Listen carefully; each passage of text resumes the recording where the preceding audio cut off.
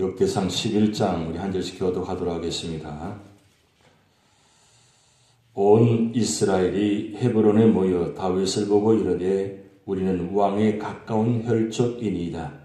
전에 곧 사울이 왕이 되었을 때에도 이스라엘을 거느리고 출입하게 한 자가 왕이시었고 왕의 하나님 여호와께서도 왕에게 말씀하시기를 내가 내 백성 이스라엘의 목자가 되며 내 백성 이스라엘의 주권자가 되리라 하셨나이다 하니라.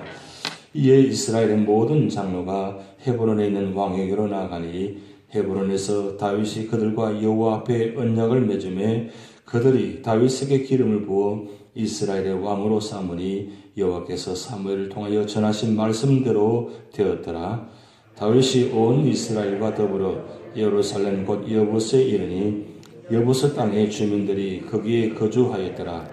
여부스 원주민이 다윗에게 이르기를 내가 이리로 돌아오지 못하리라 하나 다윗이 시온산 성을 빼앗았으니 이는 다윗성이더라.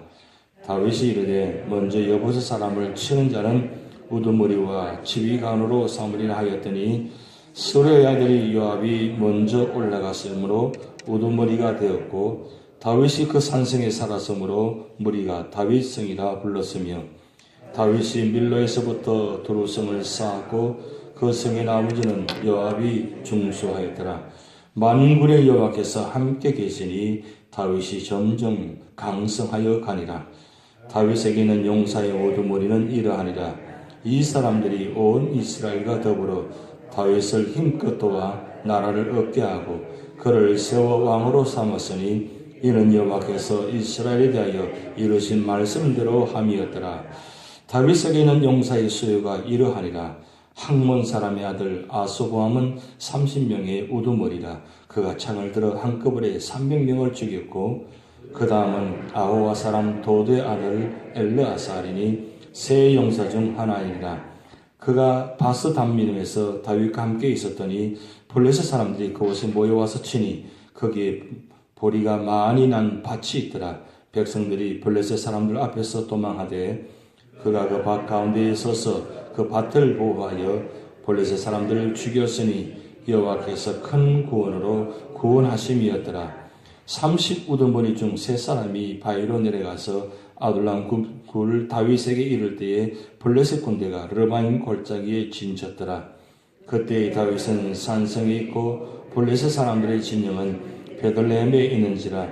다윗이 갈망하여 이르되 베들레헴 성문 곁 우물물을 누가 내게 마시게 할꼬 하며 이 3사람이 블레셋 사람들의 군대를 돌파하고 지나가서 베들레헴 성문 곁 우물물을 길어가지고 다윗에게서 왔으나 다윗이 마시기를 기뻐하지 아니하고 그 물을 여호와께 부어드리고 이르되 내 하나님이여 내가 결단코 이런 일을 하지 아니하리다.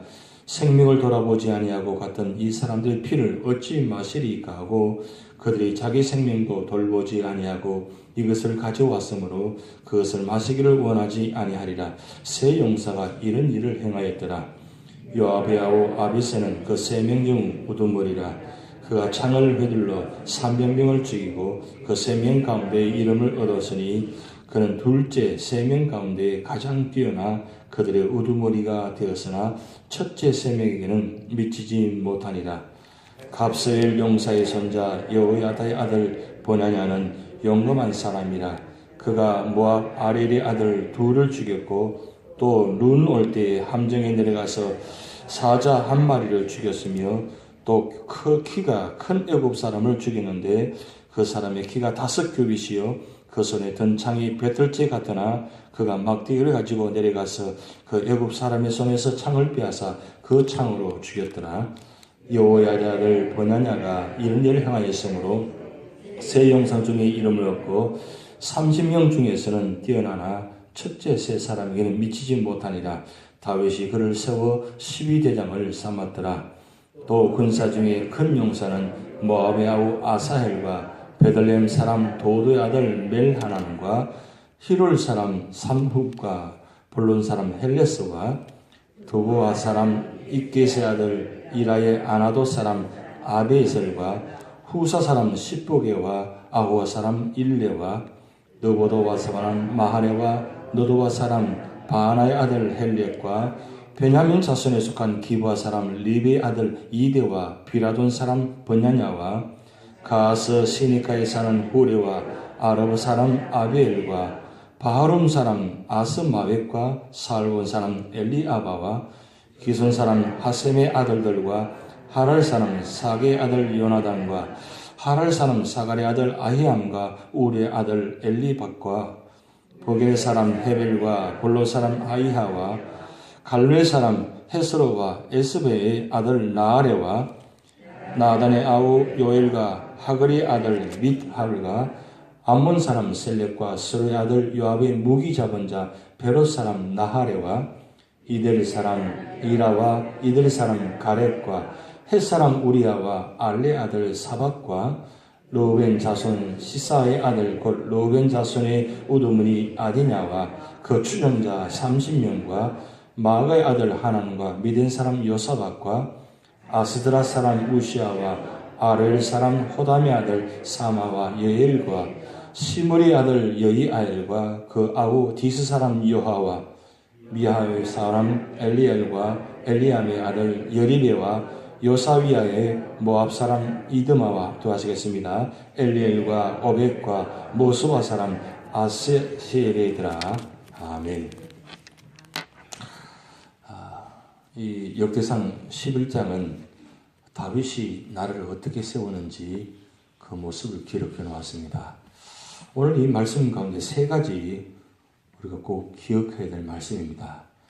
나라가 세워지고 그리고 교회가 세워지고 가정이 세워지는 이 모든 일들을 어떻게 이루어지는가 그 말씀을 기록되는데 오늘 1절, 2절 말씀을 통해서 다윗이 왕이 세워진 것은 어떻게 세워졌느냐?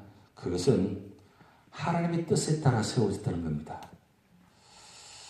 왕이 세워진 건 물론 다윗이 능력이 있고 또 지혜가 있고 그런 힘 있는 장수입니다. 그러나 그것보다 더 중요한 건 뭐냐면 하나님께서 다윗을 세웠었다는 겁니다. 이게 나라를 세우는데 가장 기본입니다. 하나님께서 세우지 아니하시면 그 세워짐이 다 무너진다 그랬어요. 마태복음 산상수훈의 5장부터 7장까지 말씀이 있는데 7장 마지막 부분에 이 세워짐에 그런 기록된 말씀이 있습니다. 반석 위에 세우지 아니하면 다 무너진다 그렇게 기록되어 있어요. 그 뜻은 하나님 나라는 어떻게 세워지느냐? 반석 위에 세워지는데 그 반석이라는 뜻은 하나님의 능력, 하나님 뜻에 의해서 세워진다 그런 의미가 담겨 있습니다. 결국 하나님 나라는 하나님 뜻에 따라 세워져야 견고하다는 겁니다. 다윗이 이 기록된 말씀과 10장의 사울에 기록된 말씀을 보면 비교가 됩니다. 둘 다 하나님께서 세우신 그 모습인데 그 모습 가운데 보면 사울의 마지막 모습과 다윗의 모습은 아주 비교적입니다. 사울은 하나님의 뜻에 세워졌음에도 불구하고 사울의 뜻에 있어서 사울의 자기중심에 의해서 결국 피하여지는 모습이 우리 기록되었습니다. 그런데 다윗은 세워질 때 하나님 뜻에 따라 세워지면서 그 하나님 뜻에 따라 세워진 인물이 어떻게 하나님께 순종하고 충성했는가 그 모습을 1절, 2절을 통해서 기록되어 있습니다. 결국은 아무나 세워지는 것이 아니라 하나님이 세운 사람, 어떤 사람이 세워지느냐 그 말씀이 기록되는데 그것은 하나님께 세워진 그 사람은 하나님의 혈통에 의해서 세워진다. 여러분 아무나 세워지면 어떻게 되겠습니까? 그렇게 되면 문제가 되어진다는 건데요. 그런데 다윗은 하나님 뜻에 따라 세워진 인물이면서 그리고 그 나라의 혈통적으로나 모든 면에서 합당한 사람이었다는 거죠. 그래서 하나님 뜻에 따라 세워진 인물은 그 하나님 뜻에 따라 세워진 인물의 하나님 뜻을 깨닫고 순종하고 믿음의 뜻에 나아갈 때 그게 온전한 왕이 될 수 있다는 것입니다. 근데 사실 왜 이 하나님 뜻에 따라 세워진 인물을 다윗을 이렇게 기록해 놓았냐? 지금 포로 생활에 돌아와서 지금 성전을 세우고 그리고 나라를 세우는 과정에서 지금 그 많은 인물이 지도자가 없다는 거죠. 그런데 이 나라가 세워진 것은 비록 하나님의 심판으로 해서 무너졌지만 반드시 하나님 뜻에 따라 세워지게 되면 이 나라도 회복할 수 있다. 그것을 교훈하기 위해서 먼저 지금 다윗을 이야기하고 있는 것입니다. 그래서 다윗이 세워짐은 하나님 뜻에 따라서 세워진 인물이기에 오늘 우리에게도 하나님 뜻에 따라 세워진 인물을 통해서 하나님 역사를 만들어 가신다. 그 뜻을 지금 말씀하고 있습니다. 아무것도 없습니다. 부족합니다. 그러나 하나님은 정하신 때에 하나님 인물을 세우셔가지고 이 역사를 만들어 가신다. 그것을 지금 바벨론 포로에서 돌아온 사람들에게 지금 교훈하고 있는 말씀입니다. 그러면서 지금 4절부터 9절까지 말씀, 두 번째 말씀인데 이 다윗이 왕으로 세움받고 난 후에 이 나라의 수도를 어디를 세울 것인가, 그리고 이스라엘의 중심을 어디 세울 것인가, 지금 그것을 지금 이야기하고 있는 것입니다. 지금 가장 중심이 이 예루살렘입니다. 예루살렘은 성전이 있는 곳입니다. 그런데 다윗이 왜 이 예루살렘을 가장 소중하게 생각했느냐? 남북 이 중심에서 가장 중앙 지역이 예루살렘입니다. 북이스라엘과 남유다 전체 땅을, 가나안 땅을 보면 예루살렘이 가장 중앙 지역에 있습니다. 이 가장 중앙 지역에 있다는 것은 모든 나라의 중심이 이 예루살렘 중심으로 이루어진다는 거죠. 그래서 정치적으로, 경제적으로, 종교적으로 가장 중심지가 예루살렘입니다. 그런데 여기서 가장 중요한 건 정치적으로, 경제적으로 중요하지만 종교적으로 가장 중심지역을 세우는 것입니다. 거기에 성전이 있었던 곳입니다. 그래서 다윗이 이 여부스 사람들이 살고 있는 것을 빼앗아가지고 이 다윗성을 만들고 그 다음에 이 예루살렘을 하나님의 성전 중심으로 세웠다는 겁니다. 그만큼 이 예루살렘이 가장 소중한 겁니다. 사람들이 가장 중심으로 모이는 것은 바로 성전 중심입니다. 특별히 이스라엘 사람들은 성전 중심으로 늘 생활해 왔기 때문에 성전이 그만큼 소중합니다. 그래서 다윗은 무엇보다도 이 예루살렘이 가장 소중하기에 예루살렘을 왕이 되고 난 후에 가장 먼저 점령하고 그리고 세워진 것이 바로 예루살렘 성입니다.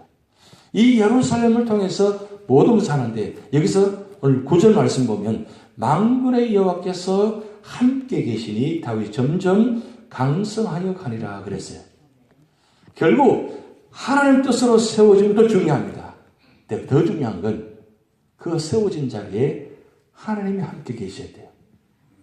하나님께서 함께 계시지 않으면 아무리 위치가 좋고 아무리 훌륭한 성전을 세우고 아무리 사람들이 모인다 할지라도 아무것도 아니라는 거예요. 경험했잖아요. 체험했잖아요. 여기 남유다 사람들은 이 하나님의 성전에 하나님 함께 하시지 않으면 무너진 것을 보았습니다. 나라도 하나님이 함께 하시면 무너진 것을 보았습니다.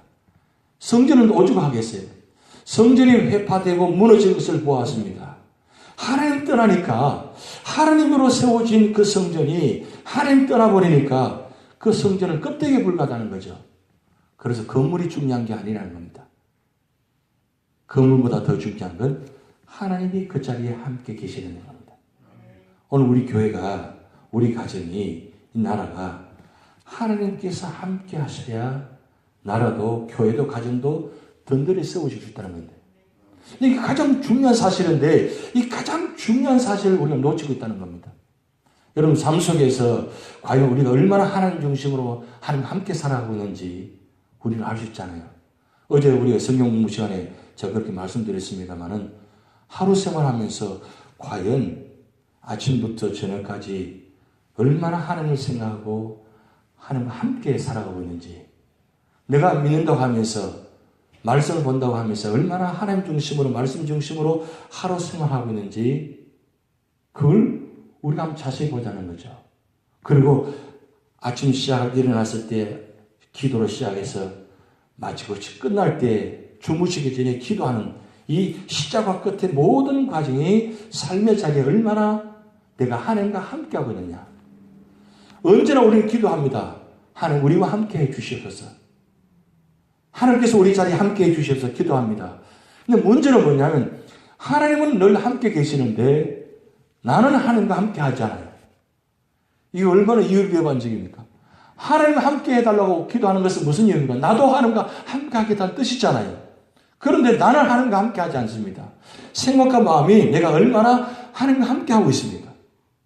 지금 왜 이런 이야기가 하느냐? 다윗이 그만큼 언제나 하나님과 함께 했다는 거예요. 무슨 일을 하는지 우리가 사무엘상하를 말씀 보면 언제나 하나님께 묻고 기도하고 그리고 나아갔다는 거예요. 그러니까 하나님께서 축복하시잖아요. 그리고 다윗이 어디를 가든지 이기게 하셨더라. 그렇게 기록되어 있어요. 이게 한 이유는 뭐냐면 언제나 다윗은 하나님께 물었습니다. 그 뜻은 언제나 하나님과 함께 했다는 거죠. 하나님은 언제나 우리와 함께 하십니다. 24시간 언제나 함께 하십니다. 시편 121편에 하나님께서 우리와 함께 하신 모습을 기록해 놓았어요. 그 뭐라고 기록했습니까? 졸리도 아니하시고 주무시도 아니하시고 언제나 함께 하신다. 그렇게 성경 말씀에 기록되어 있어요. 그런데 진짜 우리는 그렇게 하고 있지 않다는 거예요. 이게 놀라운 일인지 아니면 안타까운 일인지 모르겠습니다만 이게 중요합니다. 하나님은 어떤 자와 함께 하시느냐? 하나님을 가까이 하는 자. 그래서 야고보 4장 보면 하나님을 가까이 하라. 그리하면 가까이 하시라 그랬어요. 하나님은 언제나 우리와 함께 하십니다. 가까이 하십니다. 근데 특별히 누구와 함께 하시느냐? 하나님과 가까이 하는 자. 그래서 우리 눈이, 우리 귀가, 우리 마음이, 우리 생각이 언제나 하나님과 함께 하는 자. 그래서 시편 1편 1절에 복 있는 사람은 어떤 사람이냐? 2절 말씀에 여호와의 말씀을 주야로 묵상하는 자라 그랬어요. 이 묵상이라는 말은 되새김질 한다는 의미가 있는데 언제나 말씀을 생각하고 말씀 안에 살아가는 사람. 그게 뭐냐? 하나님과 함께하는 사람이에요. 실제적으로 나타나는 겁니다. 실제적으로 하나님과 함께하는 사람이 어떤 사람이냐? 언제나 말씀과 함께하는 사람. 이게 하나님과 함께하는 사람이에요. 그러면 새초부터 새말까지 언제나 하나님을 살펴보신다고 신명이 기록되어 있는데 그럼 어떤 사람을 살펴보시고 어떤 사람과 함께 하시겠습니까? 어떤 사람을 축복하시겠어요? 하나님과 함께하는 모습이 있는 사람을 축복하시잖아요. 물론 당연히 하나님이 선택한 사람은 택한 사람은 하나님의 자녀는 언제나 함께 하십니다. 그런데 덤으로 주는 축복이 누구에게 주느냐? 일반적인 은혜와 특별한 은혜가 차이가 있습니다. 일반적인 은혜나 누구나 똑같이 다 주어지는 은혜입니다. 그런데 특별한 은혜는 아무나 주어지지 않습니다. 그 특별한 은혜는 언제나 하나님과 함께하는 사람에게 주어지는 축복입니다. 그래서 이 두 번째 말씀 만군의 여호와께서 함께 계시니 다윗이 점점 강성하여지리라. 여러분 구약 성경에 이 네 명의 족장이 나옵니다. 특별히 창세기 보면 아브람, 이삭, 야곱, 요셉. 그런데 요셉을 보면 창세기 39장에 보면 하나님 요셉과 함께 하시니 형통하였더라. 하나님께 요셉과 함께 하시니 형통하였더라. 하나님과 함께 하시니 형통하였더라. 이게 세 번 반복에 나타납니다. 39장에. 형통이라는 단어를 가장 많이 사용한 사람이 바로 요셉입니다. 근데 왜 하나님이 요셉과 함께 하시느냐? 그래서 형통의 축복을 주셔서 그 형통의 축복을 주셔서 그를 구원자로 세우게 하시기 위해서 하셨다는 거예요. 왜 요셉을 함께 하셨느냐? 그를 구원자로 세우기 위해서 함께 하셨다는 뜻입니다. 다윗을 왜 세워주셨느냐? 왜 함께 하셨느냐? 다윗을 통해서 구원자로 세우게 하셨다는 겁니다. 결국 다윗을 통해서 뭘 보여주시느냐? 역대상하를 통해 가지고 예수 그리스도를 통해서 나타나는 그 줄기, 한 믿음의 줄기를 보여주시려고 다윗을 이야기하시는데 다윗을 왜 함께 하시느냐? 그를 통해서 하나님 세워진 축복이 있다는 거죠. 이게 바로 이 모습입니다. 그 말씀, 결국 이 말씀한 이유는 뭐냐면 바벨론 돌아와서 지금 예루살렘 성에 모여서 함께 살아갑니다. 그러면 어떤 사람을 함께 하시느냐? 하나님 뜻을 따라 세워지고 하나님과 함께하는 사람을 축복하는 모습을 그들에게 이야기함을 통해서 지금 결국 우리 마지막 힘은 하나님밖에 없다.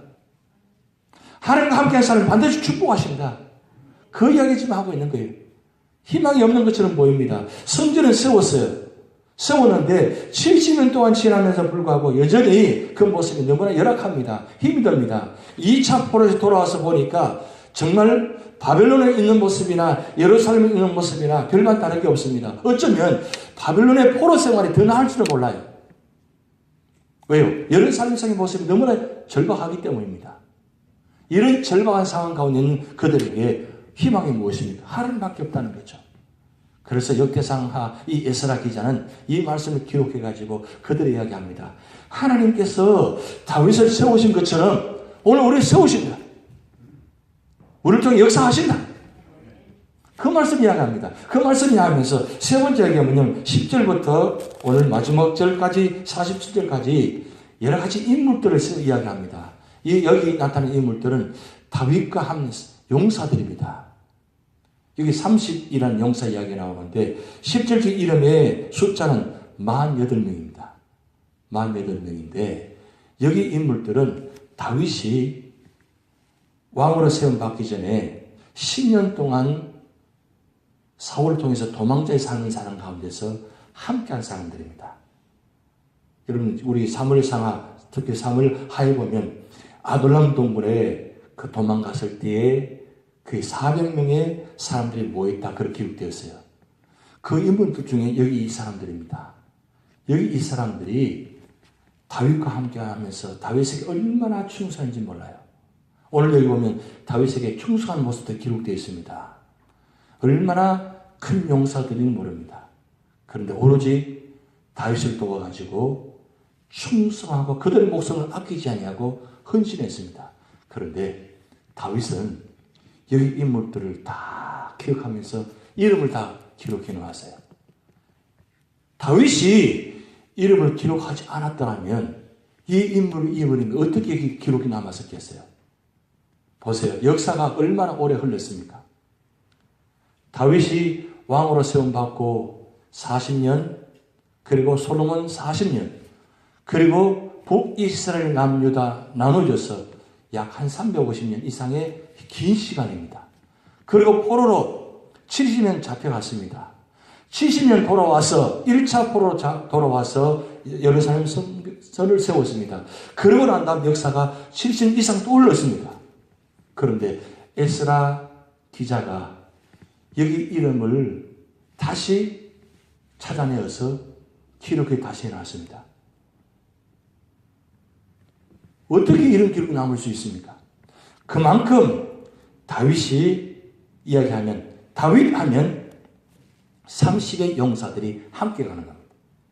그야말로 건국을 세운 인물들입니다. 그 인물들을 여전히 기억하고 있다는 겁니다. 저는 이 말씀 보면서 그런 생각이 들었어요. 정말 하나님 나라를 위해서 하나님의 교회를 세운 인물들은 하나님 반드시 기억하신다. 그리고 생명책이 다 기록해 놓으셨을 것이다. 여러분 하나님의 교회를 누가 인정하지 않더라 하더라도 그까지 그 자리에 충성하면 하나님 다 기억하십니다. 다윗이 기억해서 이 인물들을 이렇게 남겼듯이 하나님은 머리털까지도 세신 분인데 기억하시지 않으시겠어요? 그래서 교회를 위해서 헌신하며 충성하실 때 때로는 힘들고 어려울 때가 많이 있을 것입니다. 그렇지만 하나님은 다 기억하고 계십니다. 그러기에 오늘 우리 삶의 자리에 이런 사람을 통해서 다윗의 나라가 세워진 것처럼 오늘 우리 교회도 여러분의 충성과 헌신을 통해서 하나님은 세워지게 만드십니다. 왜 이런 물들을 기록해 놨습니까? 이런 인물을 통해서 나라가 세워졌다는 거죠. 마찬가지입니다. 오늘 우리 교회도 지금 역사들이 많이 흘렀습니다. 43년간의 역사가 흘렀습니다. 43주년을 앞두고 있습니다. 그동안 눈물 흘리며 피땀 흘리면서 세운 우리 교회입니다. 그동안 우리 교회를 위해서 헌신하고 충성한 분들이 참 많습니다. 지금도 헌신하고 계시고 충성하고 계신 분들입니다. 하나님은 기억하고 계십니다. 왜 우리가 교회를 위해서 충성합니까? 하나님 나라를 이루기 위해서, 하나님 나라를 세우기 위해서 그런 일을 다 감당하고 있잖아요. 근데 중요한 건 이 말씀을 기록하면서 지금 바벨론에서 돌아온 사람들이 이야기합니다. 이렇게 하나님의 이름을, 사람의 이름을, 충성한 사람을 기록했듯이 우리가 지금 여러 가지 부족하고 힘들지만 우리가 끝까지 충성하면 하나님 기억하십니다. 그 이야기하고 있는 것입니다.